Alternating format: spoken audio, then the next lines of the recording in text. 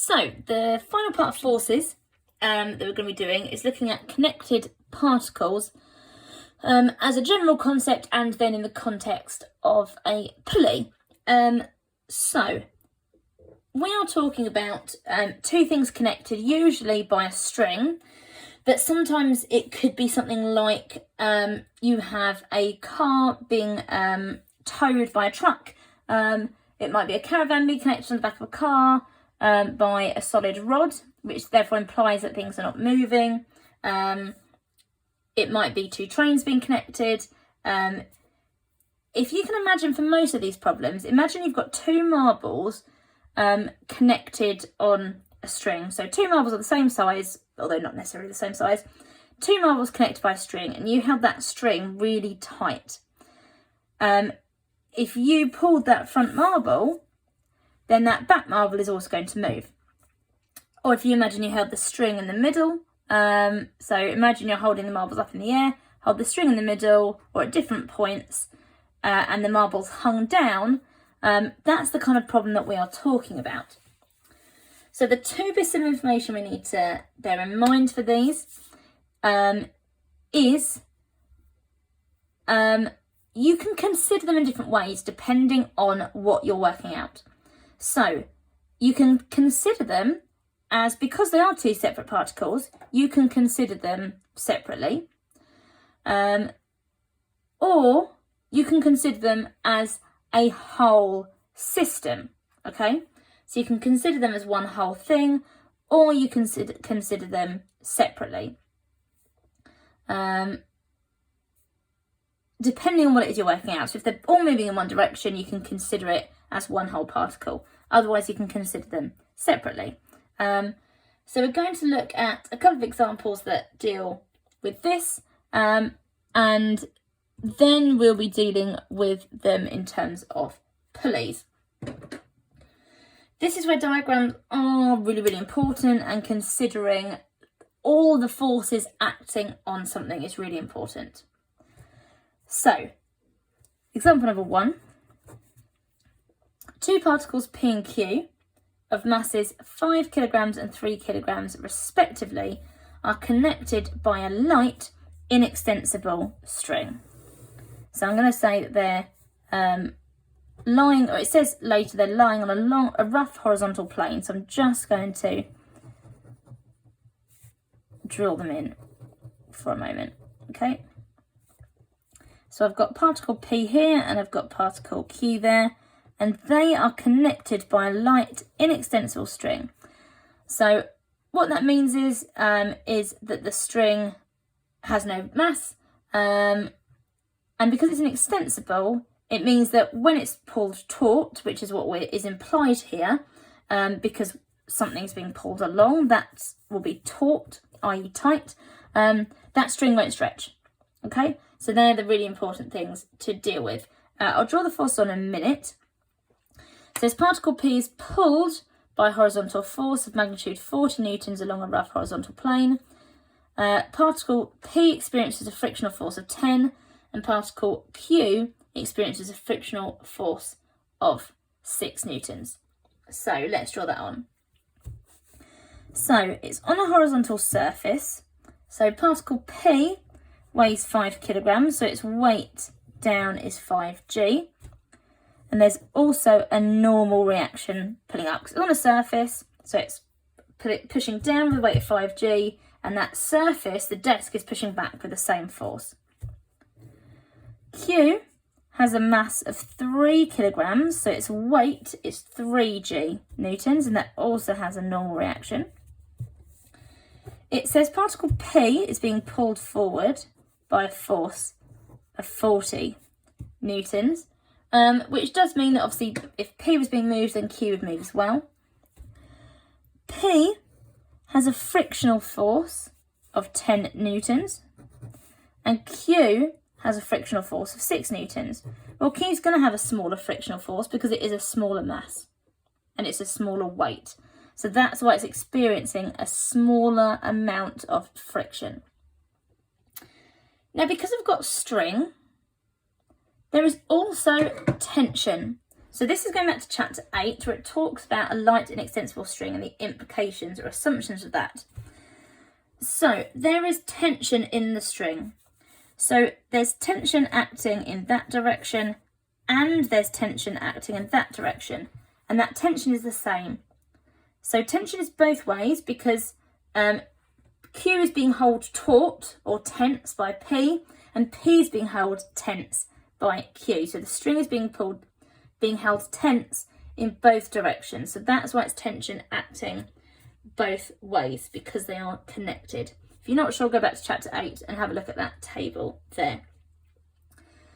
So those things are all really important, and they are going to impact how we calculate or how we work out our problem. So A, find the acceleration of the particles. So the fact it says particles, for a start, means we're going to deal with it as a whole system. Also, because we're talking about it moving forward, then they are both going to be moving with the same rate of acceleration. Q is not going to be accelerating more than P. P is not going to be accelerating more than Q. They're going to be accelerating at the same rate. So I need to resolve, resolve horizontally. Now I've put my arrow that way.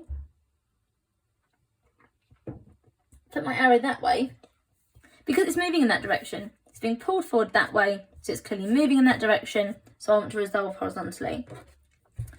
So I need to find the acceleration. So I need to use Newton's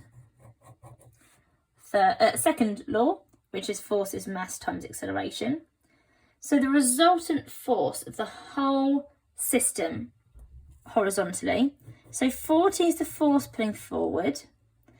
I've then got 10 pulling backwards, and I've got 6 pulling backwards. So this is pulling back on the system, and this is pulling back on the system. That is pulling forward. And that's equal to mass. Well, the mass of the whole system is these put together, which would be 8g multiplied by... the mass is 8, not weight, sorry, I don't need the g. 8 times by A. That's weight, not mass. So 40 take away 10 take away 6 is 24. So 24 is 8 lots of acceleration. So therefore acceleration is 3 meters per second squared. So I've imagined this is one thing. These particles are connected as one. If you need to, draw another diagram if that helps you. So draw it as one big particle that has a weight of 8g, has a frictional force back of 16 newtons because it's got 10 newtons and 6, and a forward force of 40. So that's how you'd work out its acceleration. Part B. Find the tension in the string. Now, if we count this as one whole particle, then basically we're removing the string because we're imagining that P and Q are the same or on top of each other. So we have to, in this case, consider the particles separately. Now I've got tension moving in this direction, and I've got tension moving in this direction. So I'm going to have to use a simultaneous equation to solve this. That's not the case. I could use simultaneous equation, but it's going to be more complicated than we need it to be. It does mean that I can deal with each part separately. I've got P and I've got Q. I'm going to choose P just because it's at the front. I could use Q. I think it's more difficult to work out at Q, but I will show both. So I'm going to use it at P, and I'm going to resolve horizontally. So force pulling forward at P is 40. What is pulling backwards is 10 and the tension. They're both pulling backwards at P.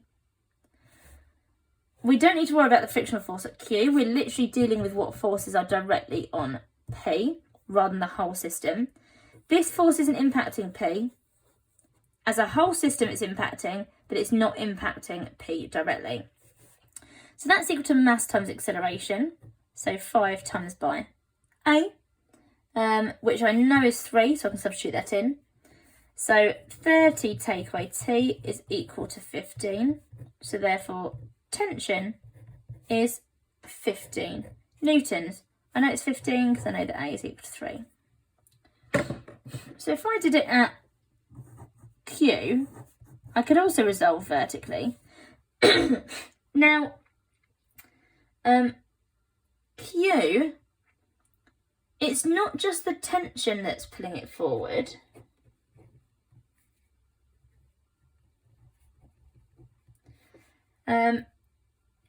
It's also the other bit, but actually I can just imagine that these forces are not directly impacting Q. What's actually pulling forward Q is the tension. I can include these, but I'd then have to worry about 10 pulling backwards and stuff like that, and then it gets too complicated. So tension's pulling Q forward, and 6 is what is holding it back, and that is equal to 3 times by the acceleration, which is 3. So T minus 6 is 9, so therefore the tension is 15 newtons. So it works out either way depending on how you define it. These kind of problems I think are the hardest, because thinking about tension as a concept I think is one of the hardest ones. Even when I've been doing year 2 stuff, I found these kind of questions the hardest personally when I've done mechanics problems. But that is just me. I know that other mathematicians would not say that. I just find the concept of it I did find the concept of it quite challenging. So because tension would cancel out if you did it as a whole system, we have to either look at P or look at Q. Okay? Part C. Explain how the modelling assumptions that the string is light and inextensible have been used. So, we've assumed the acceleration of the masses are the same, because the string means that they don't change length, so therefore the acceleration is going to be equal. We've also assumed that the mass and length are negligible, so these things don't actually matter. We've also assumed that tension is the same throughout. So they are our assumptions that we've made. Okay, example number 2. So this is where we are introducing Newton's third law. So Newton's third law is probably the one that you actually know that have heard of outside of maths the most, which is that every action has an equal and opposite reaction. So that means if two bodies A and B are connected, then the force that A exerts on B is the same as the force that B exerts on A, just they're in the opposite direction. So it's like this paper resting on the desk.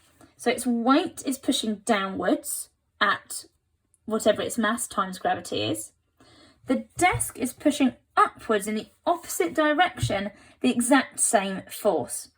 If the forces were different, my paper would be falling through the desk, or because the desk would be pushing it upwards, it would be making the paper go up in the air, which it's not doing. So therefore, I know these forces are equal to each other, but acting in the opposite direction. And you need this for this question. Now, I don't think this question helps because it uses something called a scale pan, which you don't really know what that is.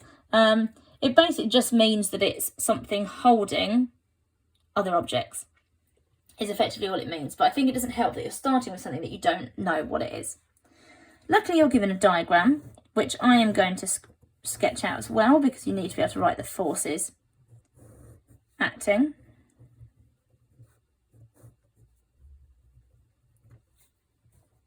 Okay, so that's A and that's B.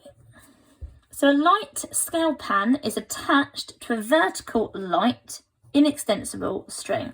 So this is your vertical light inextensible string. So tension is going to be the same throughout. It's not going to be, it's not going to stretch, and its length and its mass are negligible. The scale pan carries two masses, A and B. The mass of A is 400 grams and the mass of B is 600 grams. I don't like that because they are in grams, not kilograms. So I'm just going to write to the side, 400 grams is 0.4 kilograms and 600 grams is 0.6 kilograms. It's not helpful because it looks like it could be 400g and 600g, but it's not, it's grams. You'll kind of be able to tell when they're talking about g as gravity and in terms of grams, because of the language. So obviously it says the mass is 400, so it's 400 grams.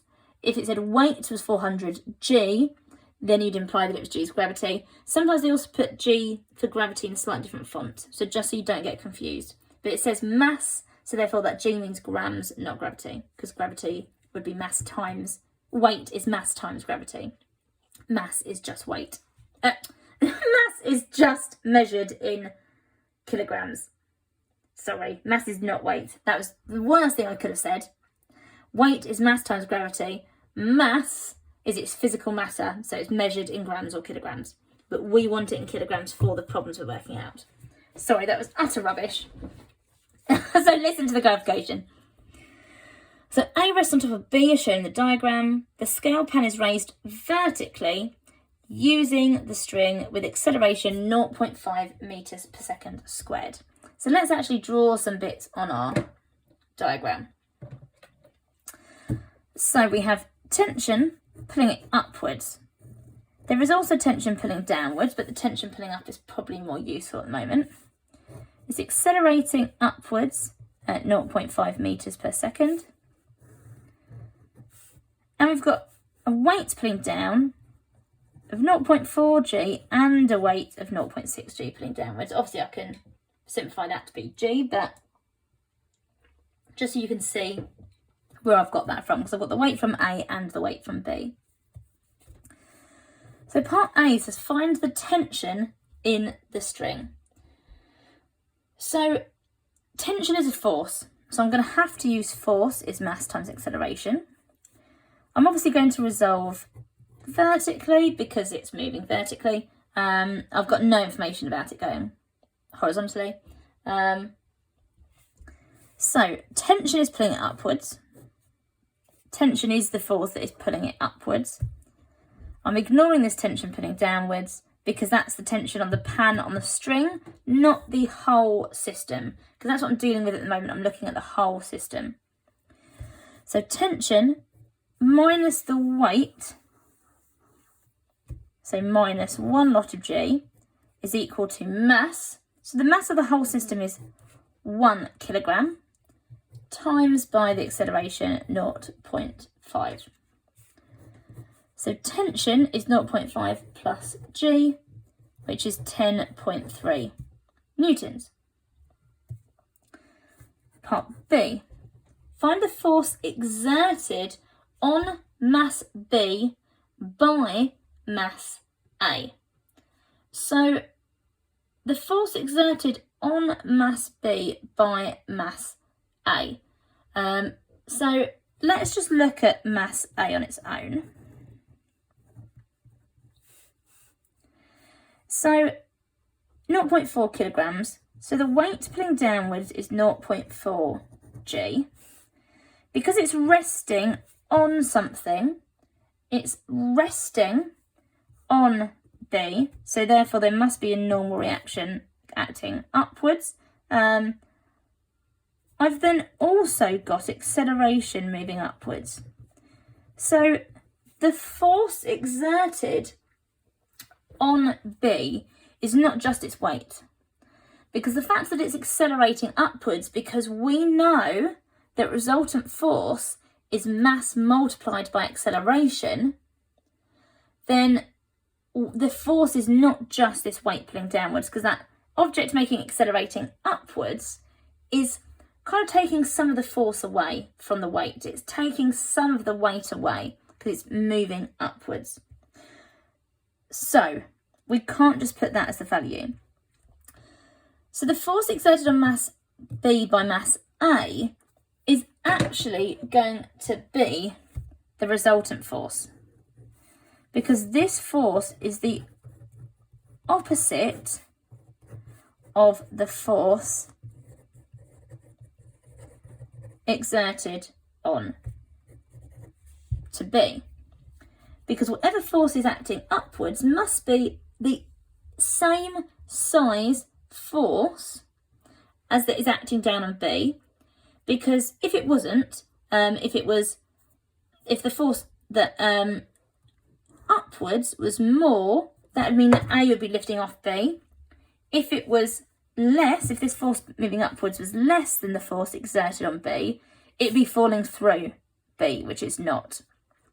So we actually need to find the force that is coming off of A upwards, this normal reaction, to work out the force that A is putting on B, because they must be equal and opposite, because this is resting on a surface and that surface is B, so it's the reaction back. So I'm going to resolve vertically where up is positive. So my normal reaction, take away my weight, is equal to mass times by acceleration. So my normal reaction minus my weight is 0.2. So my normal reaction is 4.12 newtons. So 0.4 G is not 4.12 newtons, okay? You can do that in your calculator, 0.4 times by 9.8. They are not the same. So you can't just assume it's the weight acting downwards, because the weight is alleviated by the acceleration force upwards. The resultant force coming up from A must be equal to the force from A acting down on B. So therefore, force on B by A is 4.12 newtons. We're not fussed by making it a negative force just because it's acting downwards. We're just looking at the magnitude of that force. Part C.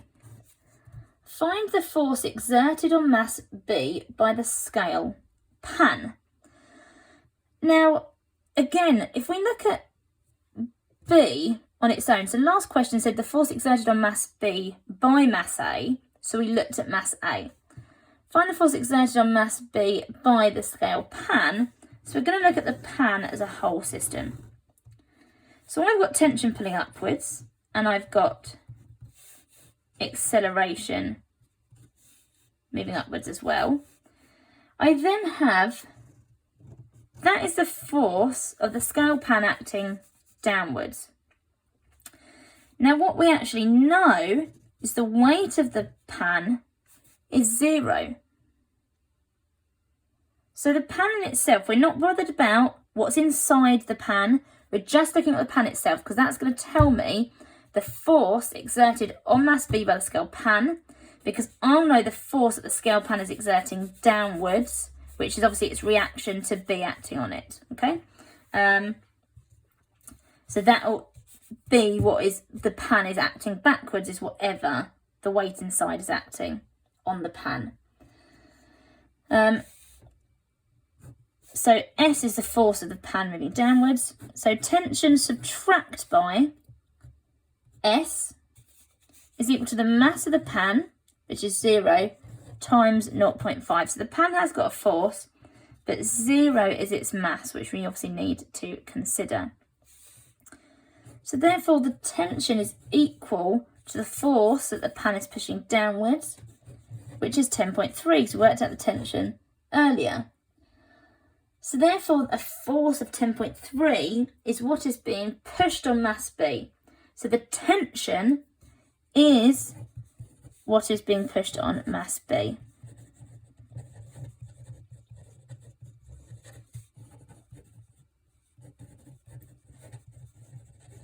Because the force that the pan is exerting downwards the force it's pulling downwards is ending up the same as tension because it is light. So it's not putting any extra force down because the scale pan is light. So therefore the tension and the force pulling downwards by the scale pan are the same. Again, I think that's one of the hardest problems. Use my video, look at the example in the book and how that explains it together to work out these kind of problems.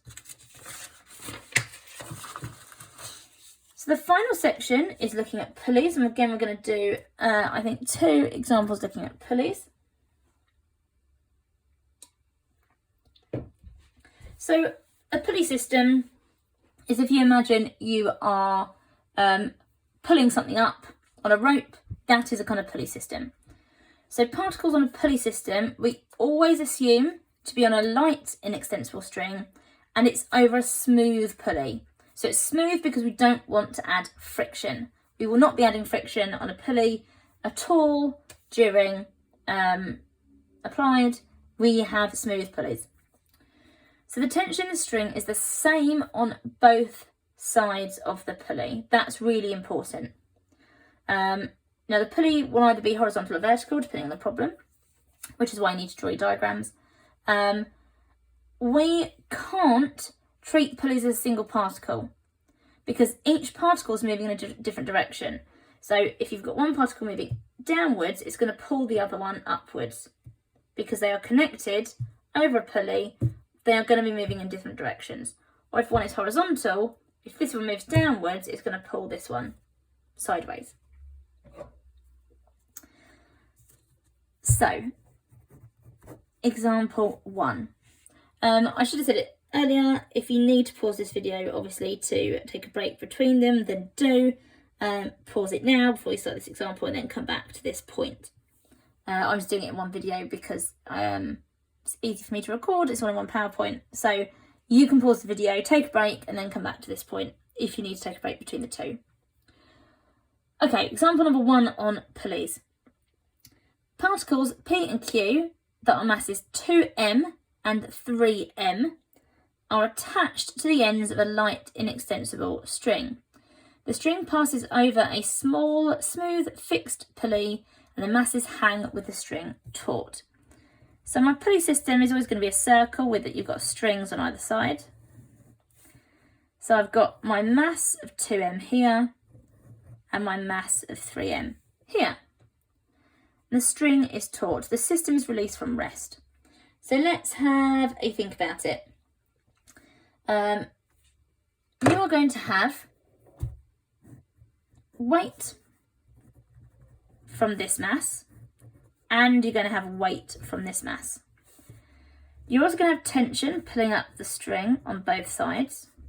It is acting in both directions. There is tension pulling back that way, but it's not always useful to think about it in that way when you're solving a problem, because this tension here is actually this tension here because it's obviously pulling over the top, and the same here. So we're just going to worry about the tension pulling upwards. So it's the same on both sides. There is going to be a force being pushed up from the pulley onto the string because the string is pulling down on the pulley as well. So all of this is taking into account whatever reaction is moving downwards. If I let this pulley go, the heavier weight is obviously going to move down. So the system is going to accelerate that way on this side. This one, because it's lighter, is also going to move up. So they're going to be accelerating at the same rate.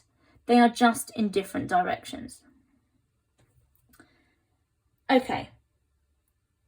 Write down an equation of motion for P and an equation of motion for Q.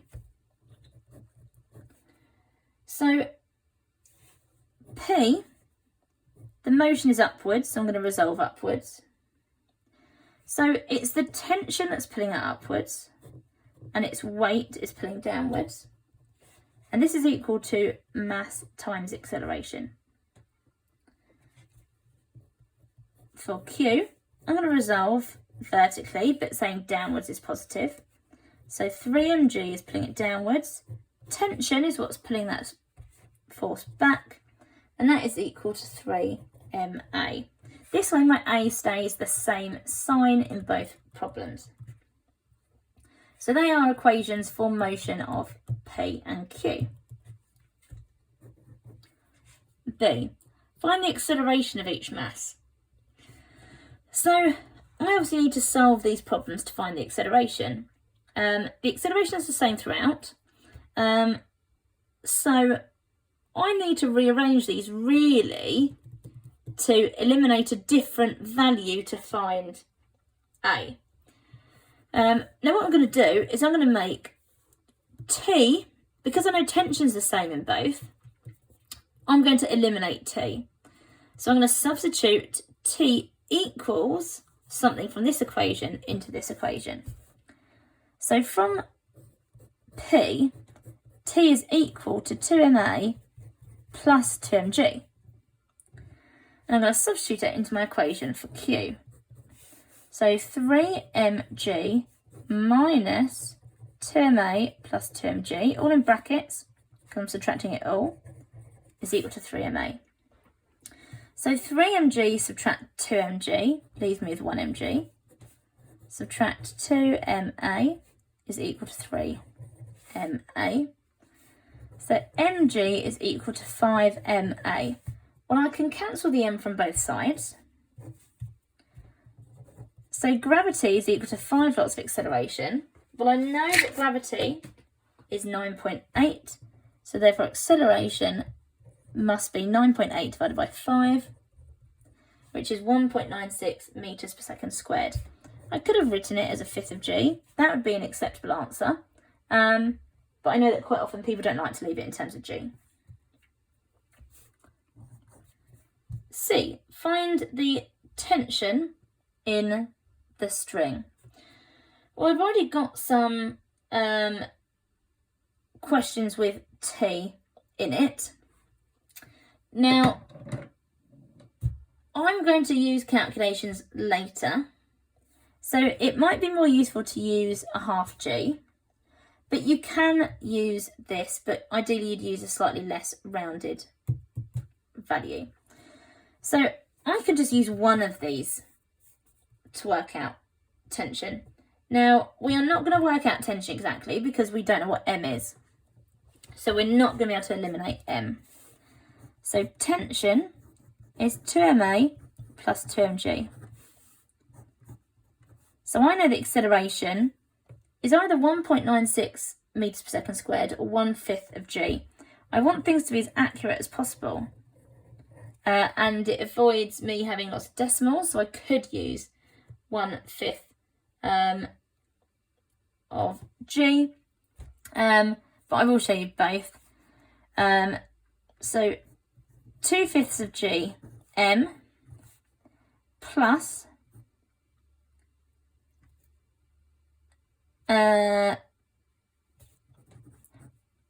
2 times gravity, 19 point, or let's do 2 at g, m. I'm doing it in terms of g rather than decimals. So combine this together would be 12/5 of gm. So I can leave it like that. That's absolutely okay. That is the tension in the string. You may be inclined to have used your decimal answer. So tension is 2ma plus 2mg. So tension is 2 times 1.96 times m plus 19.6 m, which gives you 23.52 m newtons. They are both the same. This makes future calculations a bit easier, but you can use this. Part D. Find the force exerted on the pulley by the string. So we're looking at this system like this now. The overarching forces acting downwards on both sides is tension, because the tension we've already worked out has taken into account the weight of the beads, the particles, and it takes into account the acceleration. So the overall forces acting downwards are tension on this side and tension on that side, because the tension is already taking into account everything else going on in the pulley.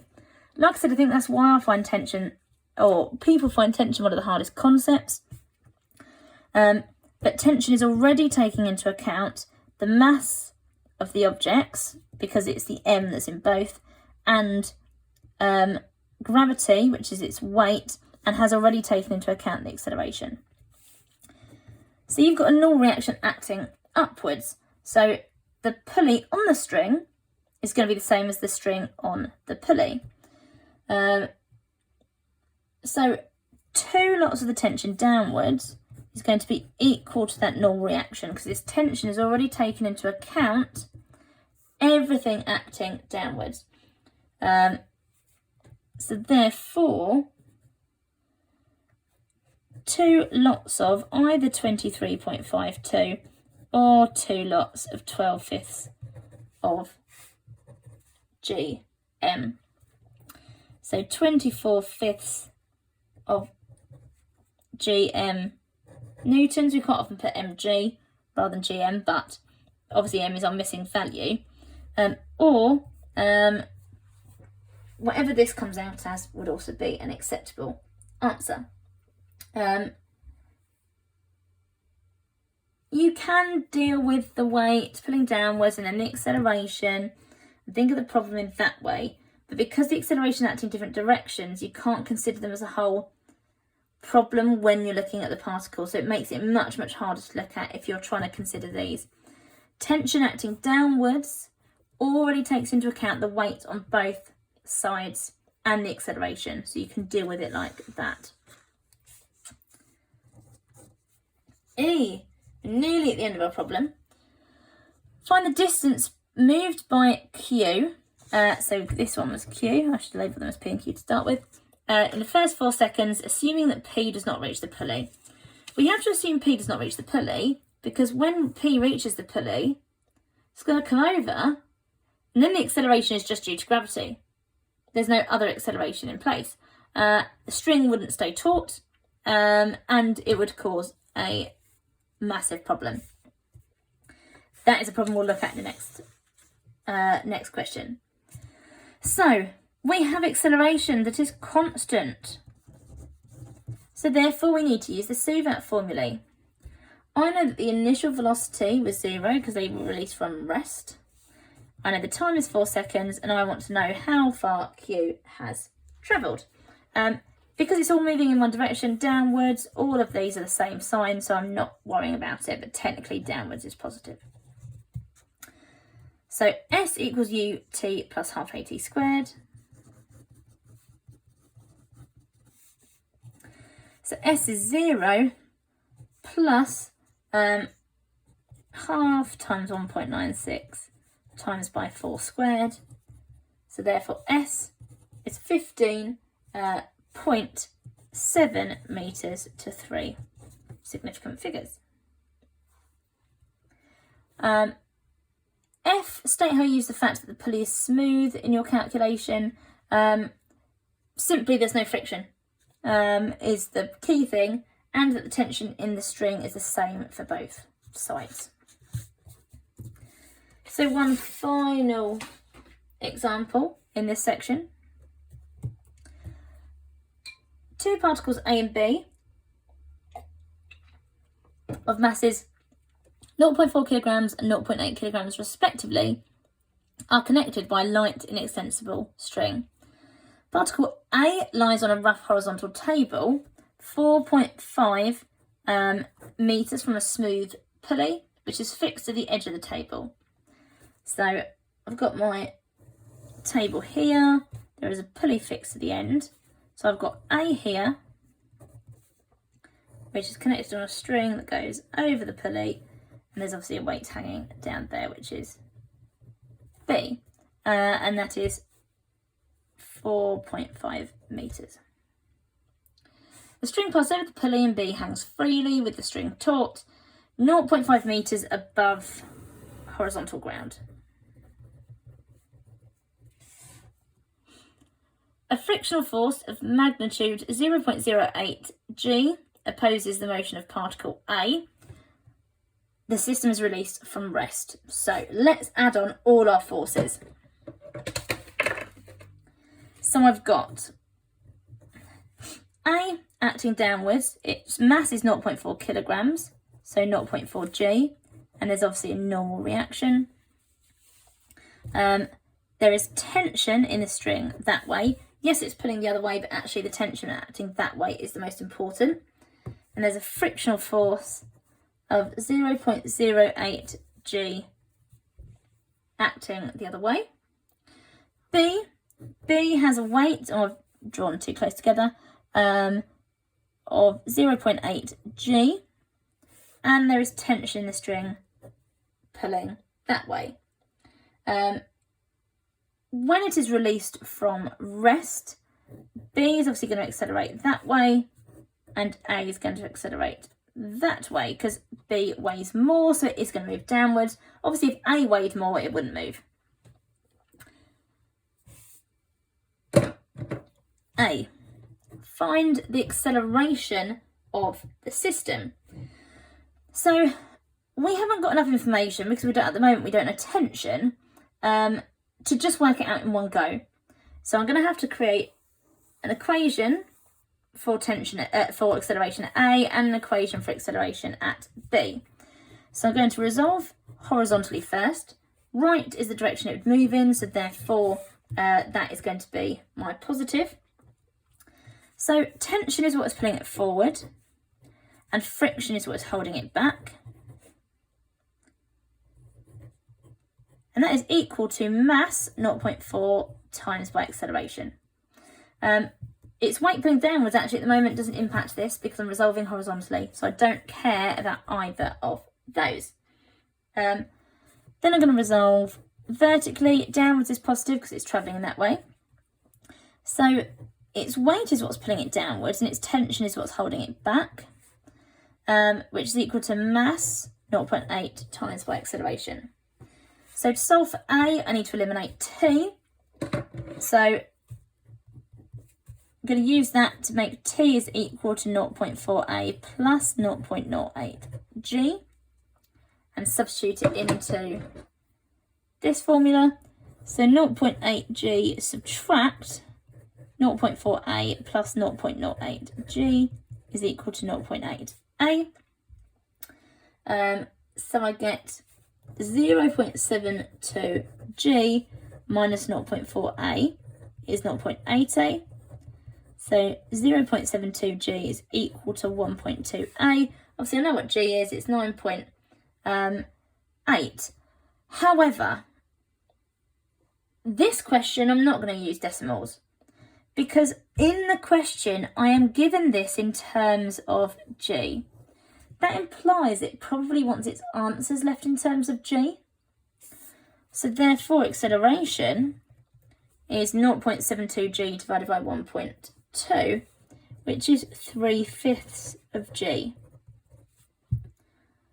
If I did put whatever 3/5 of 9.8 is, I'd probably get the answer right, but it does imply it probably wants you to leave it in that form because you're given it using G in the question. Part B. Find the time taken for B to reach the ground. So B has only got 0.8 metres to travel. So we know that B is not going to reach the ground before A has gone over the system. Sorry, we know B is definitely going to reach the ground before A has reached the system. We've got constant acceleration, so we can use our SUVAT formulae. It was released from rest, so my initial velocity was 0. The displacement, well, it's travelling 0.5 metres. The acceleration is 3/5 of G, and I want to find how long it takes. So S equals UT plus half AT squared. 0.5 is equal to 0 plus, well, half of 3/5 is 3/10 of G, T squared. So 0.5 is equal to 3/10 of G T squared. Now I'm not going to leave T in terms of G. That doesn't make any sense because T isn't a concept that can be left in terms of G. Acceleration can be, because acceleration is often due to gravity. They are the same type of not force, but they're the same type of vector or thing acting on something. Time is not. It's a completely different concept, so we don't want to leave it in terms of G. T can only be positive. So T, because I'm going to make T squared equal to blah, blah, blah. Actually, I'll write that down. T squared is equal to 0.17. Horrible number. So therefore T is 0.412 seconds. So C is where the problem becomes a little bit more challenging. The total distance travelled by A before it comes to rest. Well, we've got to think about what is actually happening, because when the pulley system moves, B is going to come to the ground and B will stop when it hits the ground. A isn't going to stop. What's going to happen to that string?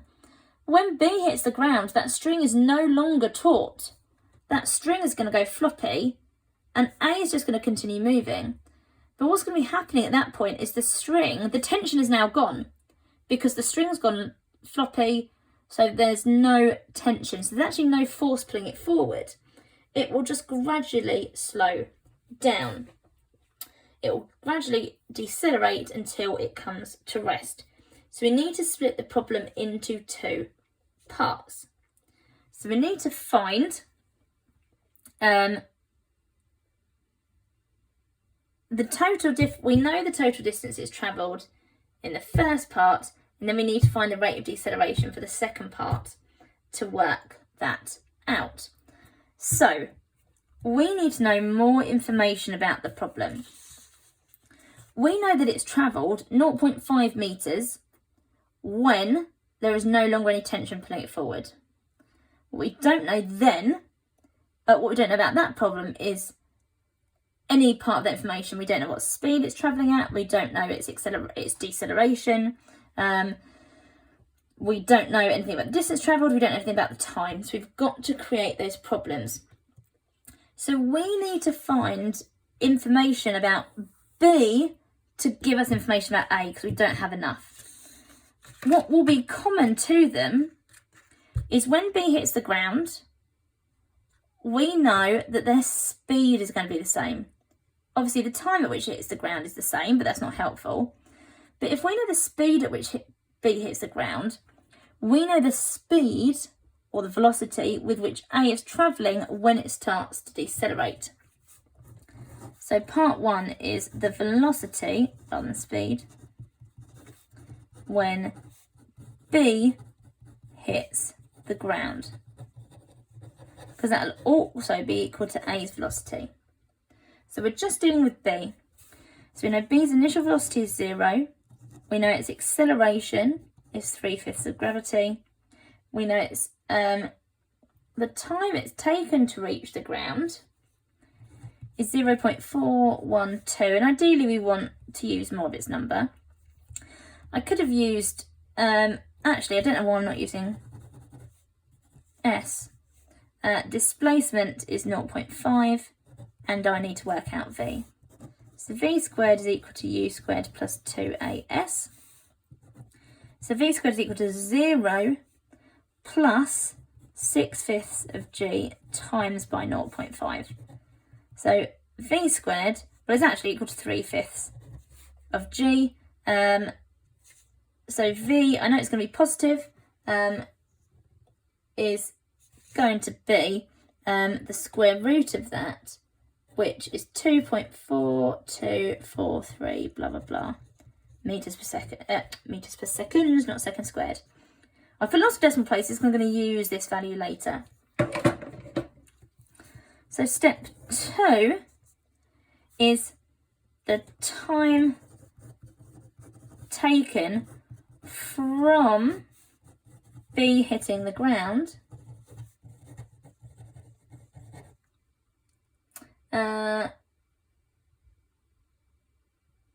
I can work out the time. I need the total distance, so I don't want to work out the time. I could work that out, but it'd tell me nothing.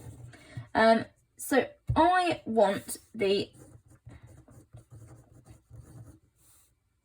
distance that A travels after after tension starts, after B hits the ground. That's better, after B hits the ground. So I know that its velocity, its initial velocity now, its initial velocity is 2.4243, because that's the speed at which it was going when B hit the ground. And the final velocity is 0 because it comes to rest. So that should be V, not U, sorry. The final velocity is O.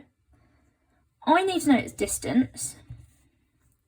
Now, I don't know its time, and I don't know its acceleration.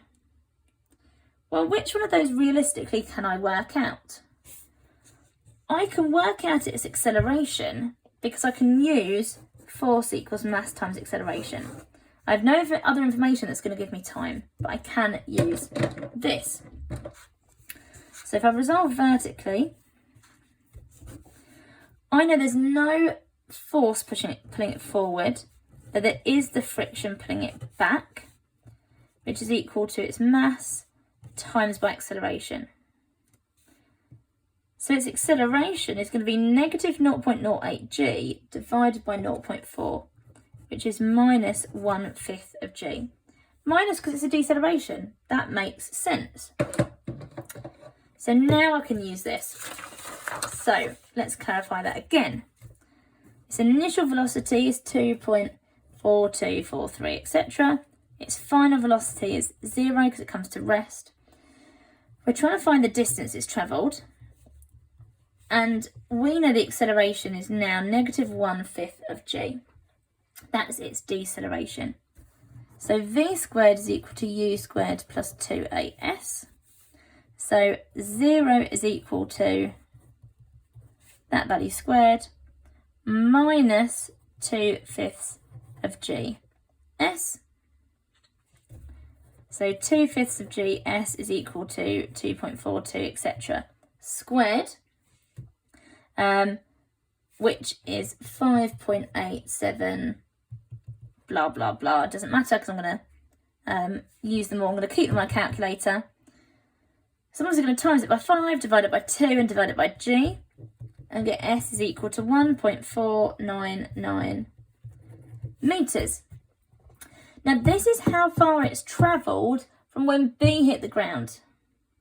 Before B hit the ground, how far had it travelled?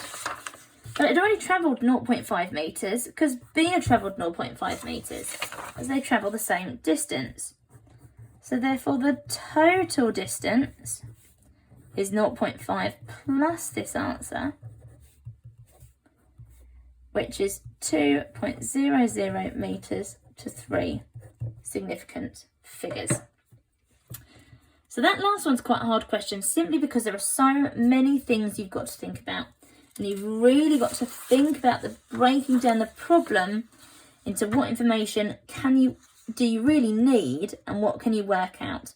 And it might be that you can't work it out from A straight away. You need to look at the other particle first. So that's a lot of information for you to take in, which is why it's been given to you over a slightly greater amount of time.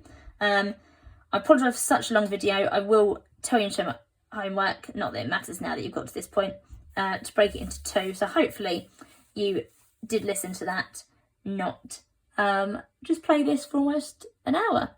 I mean, if you did, then I'm sure you're probably really bored of my voice. But yes, message me with any problems that you have, any questions. I'm going to give you quite a lot of practice time now.